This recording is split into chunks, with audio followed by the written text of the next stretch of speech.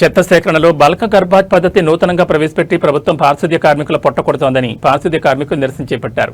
గత కొన్నేళ్లుగా చెత్త సేకరిస్తూ వీధులను శుభ్రంగా ఉంచే తమకు ఎలాంటి సమాచారం ఇవ్వకుండానే ప్రభుత్వం రాంకీ సంస్థతో కలిసి తమ పొట్టకొట్టే ప్రయత్నం చేస్తోందని ఆరోపించారు.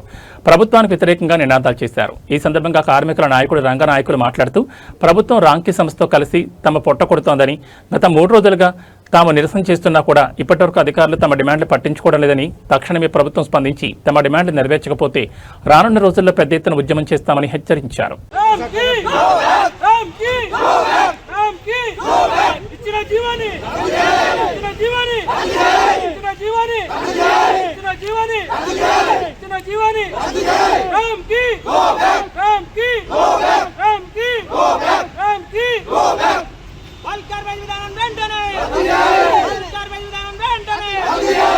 ఎలక్ట్రికల్ వాహనాలు మాకే, ఎలక్ట్రికల్ వెహికల్ మాకే,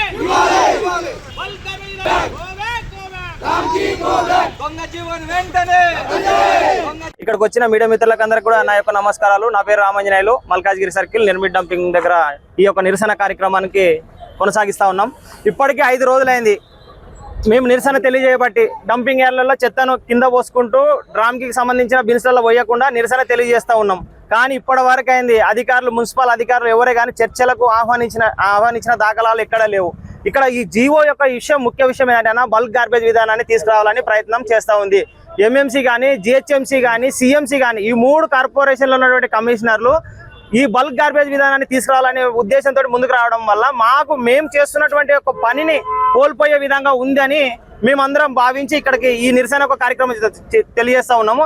ముఖ్యంగా బల్క్ గార్బేజ్ అంటే ఏంటంటే, ఇప్పుడు 100 కిలోలు పైబడినటువంటి చెత్తను ఏదైతే బల్క్ గార్బేజ్ కిందకి తెచ్చి ఒక రామ్కీ సమస్యకు ఒప్పజెప్పాలనే ఆలోచనతోటి ఈ అధికారులు ముందుకెళ్తా ఉన్నారు. అదేవిధంగా 2000 ఓకే, అందరికీ నమస్కారం మీడియా మిత్రులకు, అలాగే ఇక్కడికి వచ్చిన లీడర్లు అందరికీ కూడా. నా పేరు రాంపాలి సూరారా, నేను జేఏ చైర్మన్ మల్కాజ్గిరి నిర్మిట్ డంపింగ్ నుంచి. ఈరోజు ఇక్కడ 5వ రోజు నిరసన తెలియజేస్తూ ఉన్నారు కార్మికులు కానీ, కార్మిక లీడర్లు కానీ. ఏదైతే నిరసన కార్యక్రమం తీసుకున్నామో మొన్నటి నుంచి ఇప్పటికి 5వ రోజు అయినప్పటికీ కూడా మున్సిపల్ అధికారులు కానీ, ప్రభుత్వం కానీ ఎక్కడ కూడా కార్మికుల లీడర్లు మీరు పంపించి చర్చలు జరుపుతామని ఆలోచన చేస్తలేదు. వీళ్ళు ఎంతవరకు చేస్తారో చేసుకొని వీళ్ళతో ఏమి కాదు అనే విధంగా ఈరోజు మున్సిపల్ అధికారులు, గవర్నమెంట్ కూడా చూస్తూ ఉన్నట్టుంది. ఇదే విధంగా మీరు నిర్లక్ష్యంగా చేస్తే కార్మికులు కానీ, కార్మిక లీడర్లు కానీ ఖచ్చితంగా ఇంకా 2-3 రోజుల్లో నా ముఖ్య నాయకుల సమావేశంతో ఇంకా పెద్ద ఎత్తున నిరసన కార్యక్రమం చేపట్టాల్సి ఉంటుంది. ఏదైతే 10,000 ఆటోలు ఇస్తామన్నారో ఎలక్ట్రికల్ వెహికల్, ఆ వెహికల్ మాకే ఇవ్వాలి. ఇప్పుడు ఎవరైతే స్వచ్ఛ ఆటో కార్మికులు ఎక్కడెక్కడైతే పనిచేస్తున్నారో ప్రజెంట్గా వాళ్ళకే ఇవ్వాలి. ఇప్పుడు ఏ విధంగా అయితే కాలనీలలో చెత్త సేకరణ చేసుకుంటూ వారి జీవనోపాధి కోసం ఏ విధంగా అయితే వసూలు చేసుకుంటూ అదే విధంగా ఉండాలని మేము కోరుతా ఉన్నాం. ఏ ప్రైవేట్ వ్యవస్థ కింద అయినా సరే మేము జీతాల కోసం పనిచేయడానికి మేము సిద్ధంగా లేము. అలాంటి నిర్ణయాలు ఏమైనా ఉంటే వెనక్కి తీసుకోండి. మీరు 3 కమిషనర్లు కానీ జేఎస్ నిరంజన్ సార్ని ఒకటే అడుగుతున్నాం. మీరు కింద సర్కిల్ కమిషనర్లు ఏమి లేదు, అపోలో అంటారు. అపోలో కాదు, నిజంగా నమస్కారం. నా పేరు రంగనాయకులు. అయితే మా ముఖ్య డిమాండ్ ఒకటే, ఏదైతే ఈ రామ్కీ వ్యవస్థ ఒక కొత్త దొంగ జీవన్ తీసుకొచ్చి మా కడుపులు కొట్టడానికి సిద్ధపడుతుందో ఆ రామ్కీకి మేము పూర్తిగా వ్యతిరేకంగా ఈ నిరసన తెలుపుతున్నాం. ఏదైతే మేము గత 30 ఏళ్ళగా ఇంత వేల మంది కార్మికులు ఇంటి చెత్త సేకరణ చేసుకుంటూ మేము బతుకుతున్నాం. ఈరోజు కొత్తగా ఈ దొంగ జీవోలు తీసుకొచ్చి మా కడుపులు కొట్టడానికే సిద్ధపడ్డ ఈ రామ్కీ వ్యవస్థని కానీ, ఈ జిహెచ్ఎంసీ కొద్దిమంది అధికారులను కానీ మేము ఒకటే వీళ్ళకి చెప్తున్నాం, మేము మా కడుపులు కొట్టడానికి మీరు సిద్ధపడితే రేపు పొద్దున మేము ఉద్యమాలు చాలా తీవ్ర స్థాయిలో దీనికి ముందుకు తీసుకెళ్తాం.